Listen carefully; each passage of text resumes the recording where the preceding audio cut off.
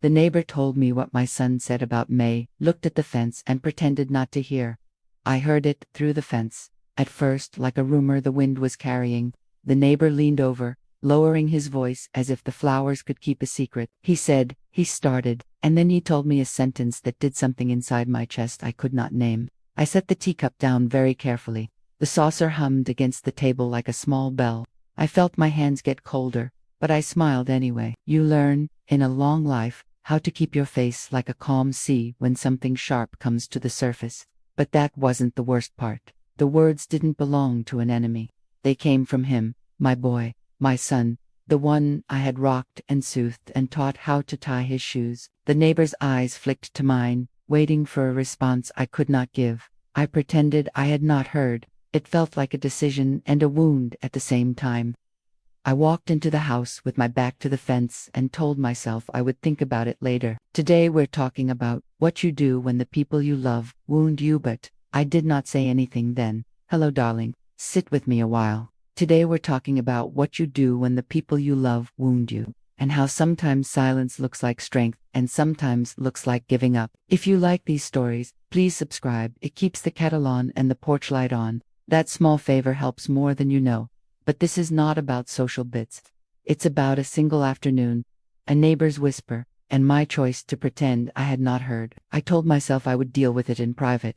I told myself I would be measured and kind. I told myself many things to keep my hands steady. I will tell you everything, exactly as it felt, because some lessons are learned by living them forward, not by explaining them away. You will hear the hurt. You will hear the stubbornness, and then you will hear what I did. The kettle sings, and for a minute I pretend everything is ordinary. The phone rang then, and my heart skipped. The kettle sings more politely these days. It's a small, steady sound that has become the punctuation of my afternoons. I set the table the same way my mother taught me: a clean cloth, the heavy teapot, 2 cups, even when only one of us is sitting. The porch light hums on at dusk, like it remembers every story told beneath it. There is a rhythm to my little house, an old clock that ticks slightly fast, a radio that favors station voices from another time, the wooden chair by the window that cradles me when the back of my knees complain. Each object keeps a ledger of who we were, a stamped recipe card in the drawer that says June 1976, a dried ribbon from a graduation I still cannot throw away. I put my hand on the table and feel the smooth scar where my wedding ring left a mark during a storm. These are small things. They make up the work of a life lived carefully, but they also hide the places that hurt. The neighbor's voice near the fence felt out of place in that rhythm. I had just poured tea. The steam rose like a small promise. For a moment I let myself pretend everything was ordinary. I set my cup down and traced the rim with my thumb the way one traces the edge of a photograph. Then the phone rang. It was one of those rings that makes you stand straighter without knowing why. My heart skipped once, the way an old engine hiccups before settling. The neighbor's words replayed in the hollow, where the tea should have warmed me. I did not answer the phone at once. I sat there with the cup between my hands, feeling the china warm, and the old knot in my throat tighten. Outside, the light changed from gold to long, soft gray. Inside, I could hear someone across the street closing a gate. The house held its breath with me. I told myself to breathe, but that wasn't the worst part. The ring kept unwinding around, the thought of him, my son, and what the neighbor had said he had said. I could hear the hinge of a memory open. I put the cup down, steadier now, and listened to the quiet that followed the ring. I taught him how to fold a flag and how to apologize. He learned some things well, and some not at all. I grew up with my father whistling while he mended nets, and my mother humming in the kitchen with flour on her hands. We had rules that were more like lamplight than law. Keep your word, say please and thank you, mind your neighbors, and never go to bed without forgiving someone. My husband, God rest his stubborn, golden heart, liked to say that dignity was simply doing the right thing when no one was watching. He taught me how to plant tomatoes in tight little rows and how to sew on a button while a baby napped on my lap. When our son came, I learned gentler things: how to watch his breath while he dreamed, how to hold the nightlight close enough for him to feel safe and not so close it burned. We taught him to fold a flag the neat way his uncle had shown us, and we taught him how to apologize properly, looking a person in the eye and saying the name of the wrong so the repair could begin. These were small lessons, ordinary, and true. I repeated them over and over until my voice had the shape of habit. Later, when I thought of what to leave my boy, it was not money I worried about, but manners and courage and an ability to sit still in grief. But that is not where stories always go. He learned some things well and some not at all. There were nights he would come home furious about something at work, and I would listen until the edges were soft enough to cut away. Sometimes I thought patience would cure everything. Other times I saw that patience lets people get comfortable with hurting you. And so the seeds of my disquiet had been planted alongside his shoes by the back door. I would find, in the quiet of the years that followed, that saying please and thank you does not keep you safe from all disappointments. You can be taught how to sew a button and still fail to keep your promises. I held his tiny hand in mine and promised myself I would always teach him how to be decent. But that promise felt like a thin thing in the face of a man who could say, in the privacy of a neighbor's yard, words that cut. We trusted routine to keep us steady, until it didn't. Tone cracked plate told me more than 1,000 apologies. We built a life out of small things. A job here, a houseplant there, carpools that smelled like fast food and wet coats. He worked hard, the sort of neck-and shifting grit that makes you proud and tired at the same time. We went to his games and sat through long award nights with other proud mothers. I took supper to his men when they were working late and mended the hems of uniform pants without asking. For a long time, that was enough. But small fissures run under even the cleanest floors. He wanted a different life sometimes. More speed, more recognition, less remembering where he came from. I noticed little things, brusque tones on the phone, invitations declined that once would have been joy, a shrug when I asked about dinner. We are not always honest with the people we love because being honest is hard. We excuse ourselves with work and weather and the business of living. The quiet parts of us do not stay quiet forever. They push on the seams. I learned this slowly, like when a plate slips from the sink and shatters. The sound says more than the explanation. I stacked the pieces carefully, forced a smile, and told myself we were all just tired. But that tiredness can turn to resentment if left to ferment. Once, at the edge of a holiday, he hung up on me because I asked a question he thought was meddlesome. I stood at the window and watched the snow gather on the mailbox and thought of all the things we had not said. The neighbor's voice at the fence later that summer felt like a small crack widened by rain. He told me something my son had apparently said in private,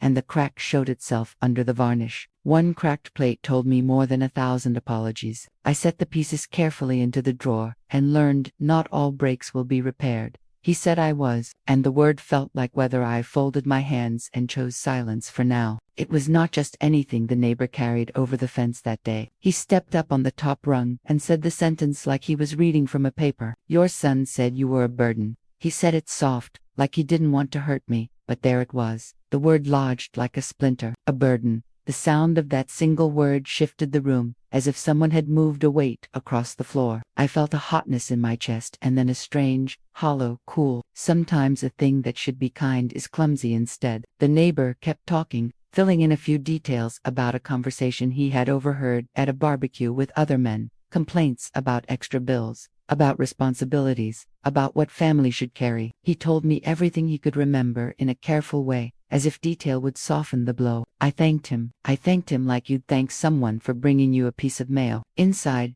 my mind replayed his voice and the memory of the boy who used to fold paper boats for me in the bathtub. I thought of the years we had spent saving and scraping, the nights I worked a late shift so he could go to school, the time I sat up and memorized his schedule when he had the flu. He was my son. He had every right to feel tired, to be frustrated, to want a different life. But a word like burden, that feels like a verdict. I had 1,000 responses ready to roll out like folded napkins, gentle reminders, explanations, practiced apologies, but I also had a life of wearing my heart on a quiet sleeve. I had a lifetime of deciding when to speak and when to keep the peace, so I folded my hands and chose silence for now. I wanted to understand what made him say it before I said anything that might break what was left between us. I wanted to hold on to the dignity my mother taught me, that one answers with the whole of one's life, not simply a bitter retort. Yet I also felt the particular sting of being talked about in another yard as if I were a thing to be discussed. The neighbor's voice trailed off and he went back to mowing his lawn,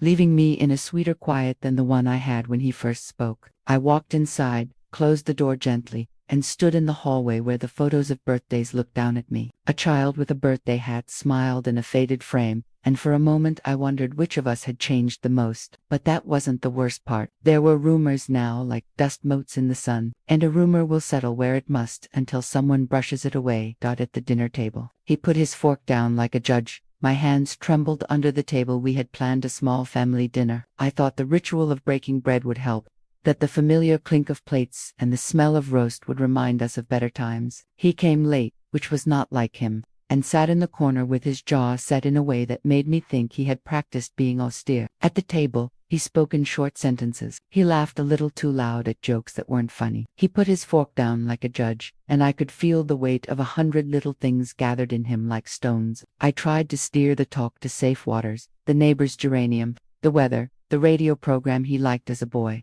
But every time I found a shore, he moved the tide. He made remarks about money that landed oddly, about everyone having to pull their weight, and I felt the room tilt. My son was careful with compliments, and I began to understand that the word victim had never been one he could carry easily either. I wanted to ask him plainly, "Why would you say I am a burden?" But the sentence stuck in my throat like a pill I couldn't swallow. We smiled at each other through practiced expressions, and yet there was a hardness forming at the edges of him. After dinner he left without helping with the dishes. I stood at the sink, hands wet, and watched the water mirror the room. My reflection looked older in the wave. I told myself not to make a scene, that dignity is quiet and steady. But he did not come back to speak with me that night. He went to his own place, like a man moving from a stage he had outgrown. I rinsed a plate and felt like the world had rearranged itself without asking my consent. I could imagine the conversations in his head, the ways he had folded reasons into a neat stack until one word escaped and became a story. But that was only the first ripple. He began to take these distances more often, shorter calls, fewer visits. Once, when I rang to remind him about a small thing, he answered in a clipped tone that made my shoulders ache. My hands trembled under the table while everyone else talked. But that wasn't the worst part. The neighborhood began to shift. People glanced. The coffee group at the church whispered. The son's half-words were finding a home outside the family room. Whispers know how to dress themselves as concern. Someone suggested I sell the house. Whispers are clever. They dress themselves in concern and parade as advice. Maybe downsizing would be easier for everyone, someone said at the bank when I tried to straighten a mortgage question. Families sometimes have to make practical choices.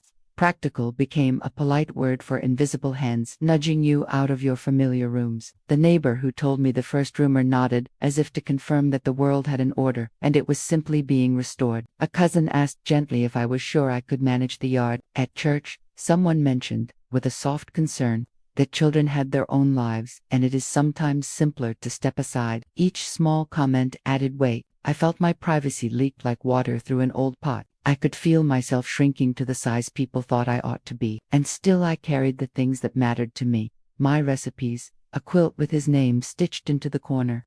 Afternoons where the radio and I conversed like old friends. But the pressure was not only social. The son began to make decisions that affected our practical lives. He suggested a bill change, a reallocation of joint accounts, a helpful plan to move things into his name so they could be managed. He called it efficiency. I watched his words become transactions. I sat at the kitchen table and counted envelopes the way a person counts prayers. And I wondered when the rightness of being sensible turned into something that made me feel diminished. When someone suggested lightly, like a breeze, that I consider selling the house, the floor moved under me. This house had been the archive of our lives. It would not be so simple to let it go. I wanted to answer with the long history held in these walls, but I felt my voice soften like old paper. I found myself making small accommodations to avoid larger confrontations. Kindness can be a kind of armor and a kind of surrender. But that was not the worst part. The son began to bring dates and numbers to conversations where once he brought affection. He asked me to sign forms I did not fully understand and offered to handle it because he thought that was mercy. Mercy with conditions wears thin very quickly. He corrected me in front of my friends, like a teacher marking a mistake. I left the table with my purse and my pride. Once, at a cousin's reunion, he corrected me in front of a table of old friends as if I had misread a date on a photograph. He used a tone I recognized from men who had boxed him out of rooms he wanted to own. There was a hush after the correction, the kind that smells like old popcorn and regret. I felt the flame of embarrassment climb my throat. My daughter-in-law shifted uncomfortably, and the cousins spoke in soft chords, trying to change the note. I make mistakes. Who doesn't? But the way he smiled when he did it, slight and satisfied, felt like a closing of a door I had not known I was still using. I realized then that the conflict was not just about money or chores. It was more about respect and identity. I had been called a burden by my own son, and now he had given that verdict public glimpses. I left the table with my purse and my pride, the chairs scraping the floor like small trams to the car. I sat in the driver's seat and took a deep, steadying breath. I could have gone back inside and faced him with words that would have cut cleanly, but I knew I would regret any temper I let loose in that parking lot. I drove home and let the engine purr like a friend. At night, sleep is a thin sheet for me. It does not hide everything. I dreamed of being young and small again, of his childish complaints about vegetables. I woke clenching the bedspread and thought about what it would mean to answer. If I confronted him, would I reopen a wound that never properly healed? If I stayed silent, would I become a ghost in my own family? The edges of my decisions cut in different directions, but that wasn't the worst part. The son's tone began to shape the way others addressed me. Small kindnesses became surveys. I watched people curtsy inadvertently to an idea someone had started. They asked me to decide by the end of the week. I had to sign something I did not understand. They told me I had to decide by the end of the week. The bank sent a letter with polite printing and a date circled in blue ink. The phrase "requires immediate attention" looked at me like somebody waiting for an answer they'd already decided upon. He came over that evening and sat at my kitchen table, with a stack of papers and a pen that looked like it belonged to someone in a rush. "I can take care of it," he said, clasping his hands as if the gesture could finish the work. He explained forms and transfers in a tone like a man reading stage directions. He spoke of efficiencies and of the lesser burdens of cosmic housekeeping. I looked at the papers and the small print that pooled into paragraphs like rainwater collecting at a gutter. I have always been cautious with legal things. The years have taught me that signatures are not just ink. They can be gates. He assured me this was routine. He said he only wanted to help. I thought of how many times I had trusted him to fold me a coat or fix a knob. Trust is not reckless. It is a practice. Yet there was a part of me that held back the way you might hold back from stepping into cold water. That hesitation made him impatient. He raised his voice in a place where other sounds could hear: the neighbor's lawnmower,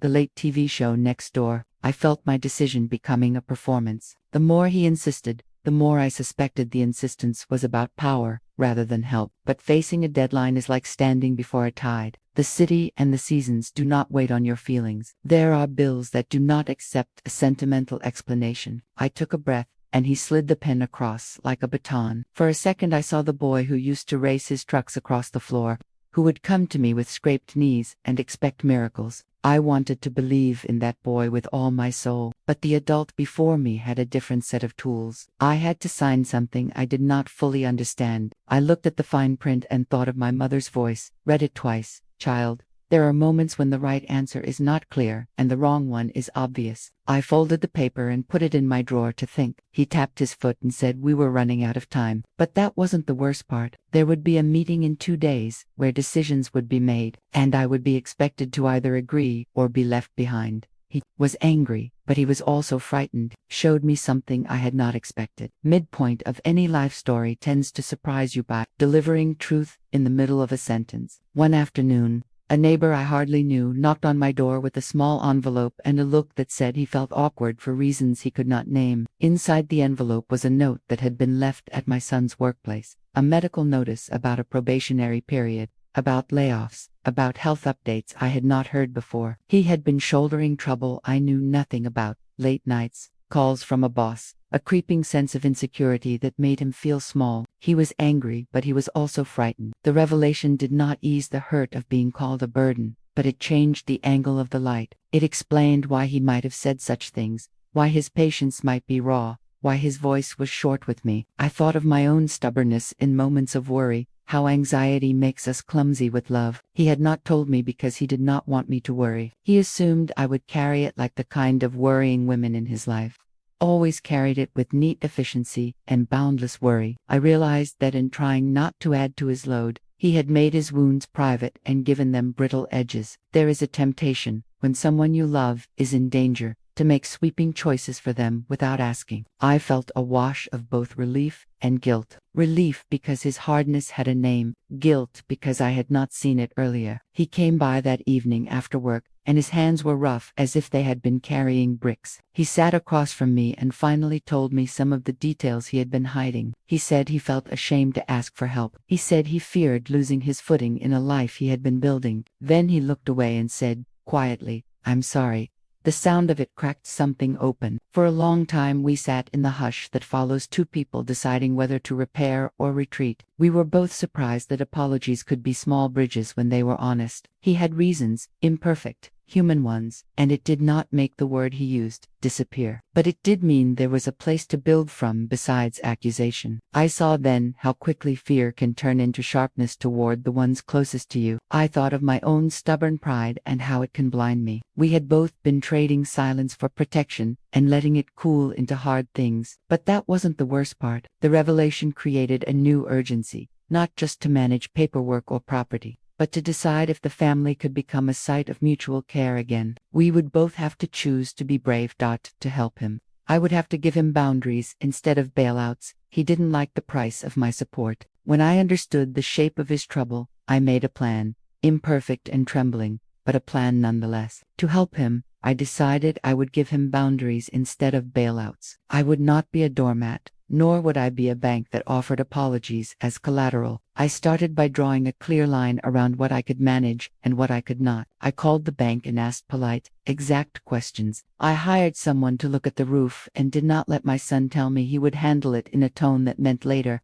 I learned to ask for paper trail and receipts, and to say, more than once, I want to understand this. These are small, practical things, but they cost me pride. Admitting you need help means you have to concede certain illusions about being wholly independent. For an older woman who had done a large share of the invisible labor for years, it felt like trading in metals for plain cloth. He did not like the price of my support. When I said I would help on the condition that we do things transparently and together, he bristled. He wanted discretion. He wanted speed. He wanted to be the one who solved the problem so he could feel useful. I insisted on a different approach. I asked him to come to a meeting with the financial advisor and to sit with me while we asked questions. I asked him to put kindness into verbs, show up, call with updates, and say sorry directly when hurt happened. He came once, but I could tell the requirement pricked at his wounded pride. He called afterward and used a tone that said he was doing me a favor by being patient. I paused before answering and thought about all the mornings I had gotten him to school, all the nights I had stayed awake when he was sick, all the times I had let him cry on my shoulder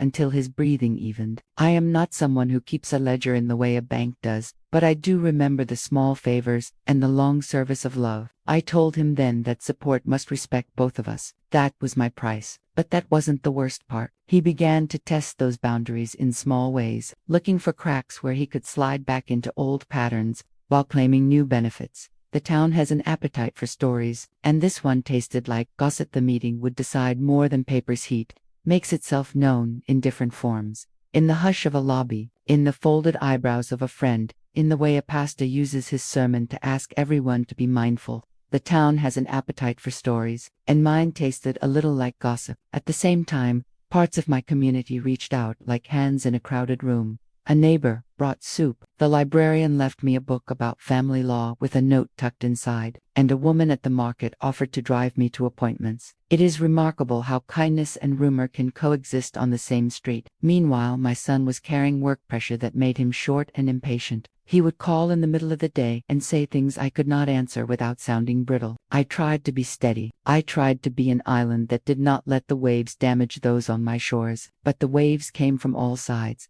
bills, gossip, pride, and illness. We had a meeting scheduled with an advisor who could help resettle accounts, a mundane, adult thing that felt, in that moment, like a verdict. The town had expectations, the neighbor had opinions, the son had wounds, and I had a house full of memories that didn't know how to move themselves. I dressed carefully the morning of the meeting and chose my words like one chooses tea leaves. I practiced the voice of someone who is both clear and kind. I wrote down questions in my notebook in my neat, old-fashioned script. I planned to speak plainly and refused to sign anything that felt like erasure. He arrived early and sat in my living room with a kind of arrogance that hid worry. Then he left the light on and the door open as if waiting for a reaction. At the meeting, there were people with clipboards and kind faces, and small legal names. They used phrases like "in the best interest" and "streamlining for efficiency," and placed papers in front of me that looked like maps I had not been given. That meeting would decide more than papers. It would decide whether I belonged to the life I had lived or to a ledger of convenience. But that wasn't the worst part. The son had allies I did not expect and enemies I had never imagined. His life had become a small, shifting country, and I stood at its border wondering if I would be asked to leave. There were nights I woke, convinced I had been forgotten. I almost gave up that night. There are nights when the house feels too big for one person and too small for the weight of everything inside it. There were nights I woke convinced I had been forgotten.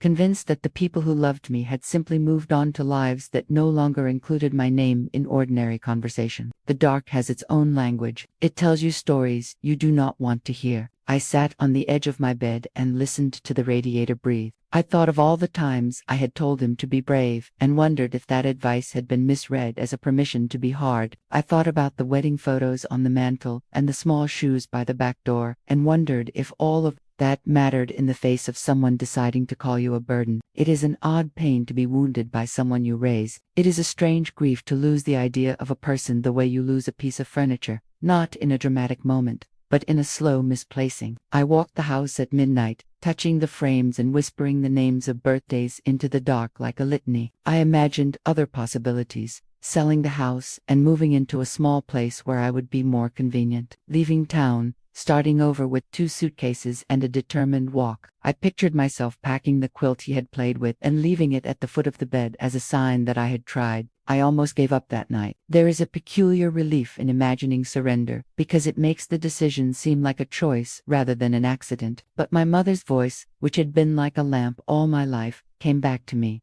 "You keep your dignity, Evelyn. Nothing else matters quite as much."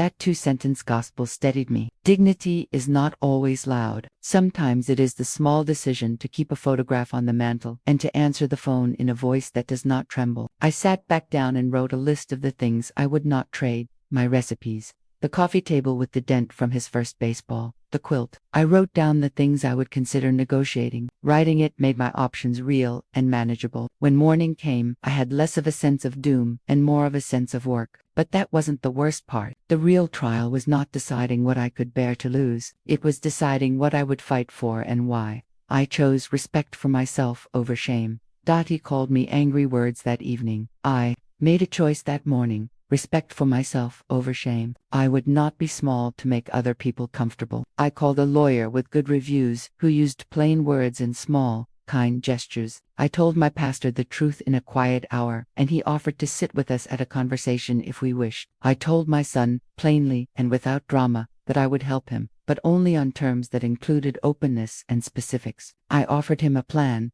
We would meet with the advisor together. We would review accounts openly, and we would set up a schedule for regular updates. I told him I would not sign away rights I did not fully understand. I would protect the house as my memory house and not treat it like an asset to be shuffled without my say. My voice surprised me with how clear it sounded. He took this as an affront. "You don't have to make me a project," he said with a voice like a slammed door. He called me, that evening, angry words that stung like nettles. He accused me of mistrust, of making him feel small when he had been trying to grow. I listened without answering until he had said his piece. Then I asked him to come and sit with me, to put away our defenses long enough to see what was at the root. He agreed to come the next day, leaving his anger like a hat by the front door. I cleaned the kitchen table until it gleamed and placed our favorite teacups in a place of honor. I prepared myself to both listen and speak with honesty. This plan was not a grand battle strategy. It was small and stubborn. It depended on civility and on the courage to be clear. But that wasn't the worst part. When we met,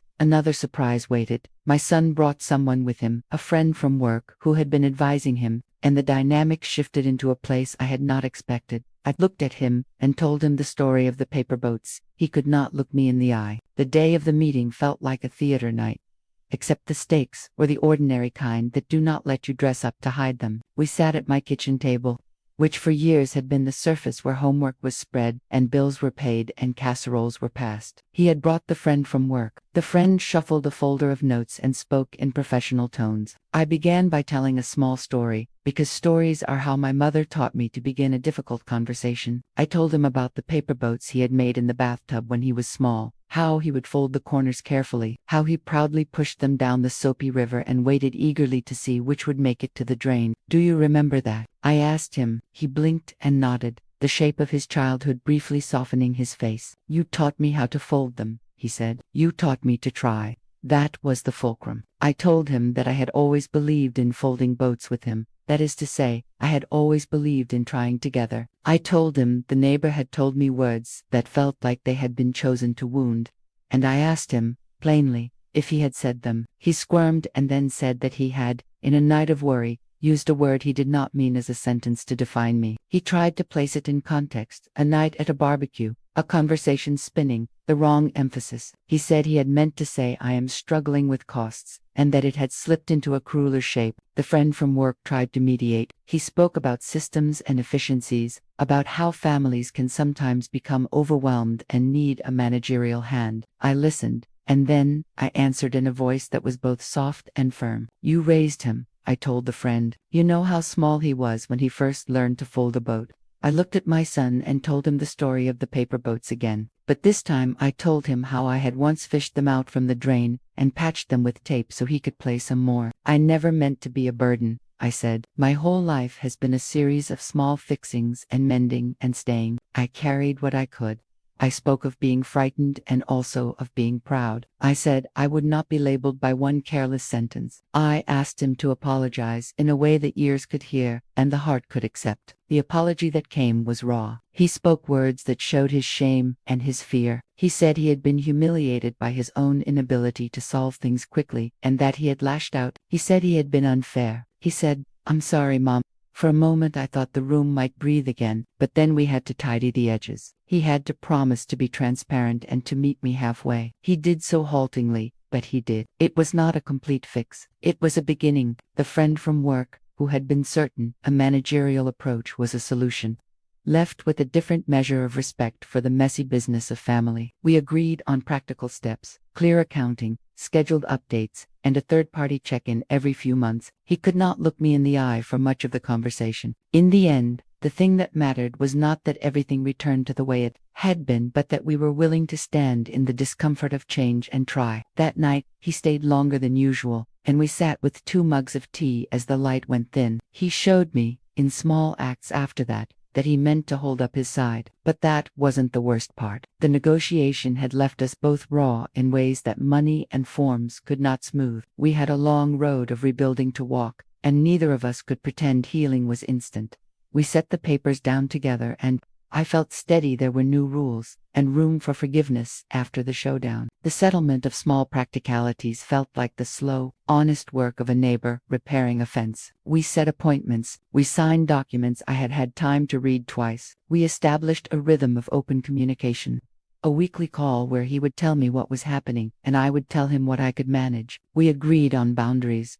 I would not sign things I did not understand. He would not assume control of accounts without conversation. We would consult a third party for the big calls. These are not glamorous things. They are not the climax of a movie. They are the quiet stitching that makes a life hold. I watched him hold up his end. He began to call with updates rather than curt reassurances. He cleaned a gutter when he visited and left the ladder leaned against the garage. He began to show up for the small things, the ones that add up into trust. The neighbor offered an awkward apology for being the carrier of bad news. He mowed my lawn that week without being asked. The town gossip cooled a bit because there were not many fresh stories to chew on. I kept my house. I kept the quilt on the old chair, and the dented coffee table, and the photograph of him with a paper boat. There were new rules, and there was room for forgiveness. I learned that dignity does not always mean winning. Sometimes it means insisting on being treated like a person with a story, not a problem to manage. I learned that justice in a family can be small and practical, and still feel enormous. We both lost something.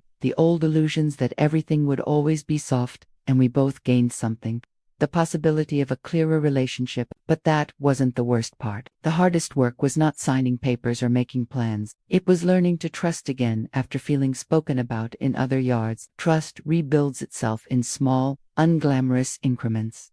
Dignity is not a dramatic thing. It's a quiet refusal. We weren't perfect, but we were trying. If there is a moral here, it is not a pithy chestnut you tack on like a ribbon. The lesson is practical and stubborn and true. Dignity is not a dramatic thing. It is a quiet refusal to let someone define your worth by one careless sentence. Boundaries are not punishments. They are the frame that makes mutual care possible. Help without respect is not mercy. It is management. When I speak about Americanness, I mean it in a gentle, everyday way. The belief that a person can stand up for oneself with civility, that families can make room to be honest and repair the damage, that neighbors can show up for small acts of kindness. I want to tell you how to do this in concrete ways. First, ask for paper. If someone asks you to sign, read it twice. Second, insist on meetings together for decisions that affect more than one person. Third, practice saying, "I need time to think," instead of answering under pressure. Fourth, remember that apologies must be specific and restorative, not just words to fill the air. These are small rules, but they change how a life gets lived. I am not suggesting everything will be easy. There will be nights where you wonder if you are being stubborn or sensible. There will be people who will judge you either way. You must decide which voice to listen to, the one that asks for your dignity or the one that expects you to shrink. We weren't perfect, but we were trying. I found, in the aftermath, a new kind of pride. The pride of someone who refuses to vanish into convenience. I found that kindness and firmness can live together if we give them the same room to breathe. And I found, most precious of all, that a family is a thing that can be mended with work, if the people in it are willing to be honest. Doc comments said what the neighbors wouldn't. A message arrived that made me cry after the story reached ears, first at church, then down the block, then in small online groups. People said the things that matter. You held your ground with love. You deserved that apology. Thank you for showing us how to be human. Comments said what the neighbors wouldn't say aloud. A woman I had never met wrote to tell me she had nearly signed away something she loved until she remembered my story and asked more questions. A neighbor I thought distant left a casserole and a note. "We talked and we were wrong to talk behind you." Those small validations feel like a soft, warm draft after a long winter. They do not erase the time of trouble, but they change the ledger of my heart. They remind me that when we speak plainly and with dignity, others notice. A message arrived one evening from a father who said he had been called cruel by his own mother, and that my story helped him see how to say sorry with his whole body. I cried, not because the trouble was gone, but because the ripples from one evening by the fence had become something practical. Other people making kinder choices. But that wasn't the worst part. The kindness made me braver to ask for help and to give it when it was asked for with clarity.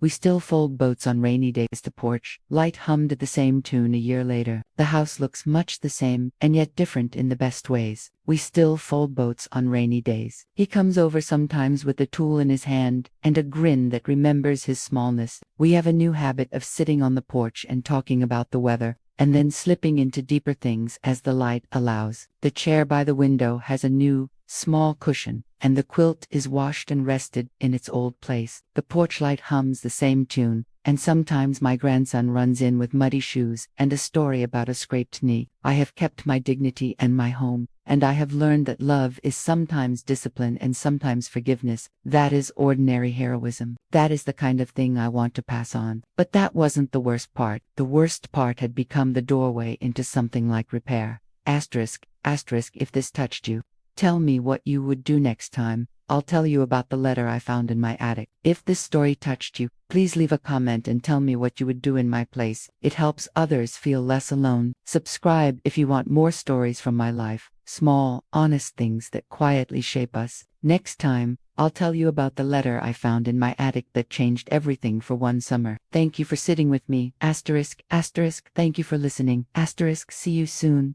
Thank you for listening. Special thanks to neighbors, friends, and the quiet hands that patch broken things. See you soon.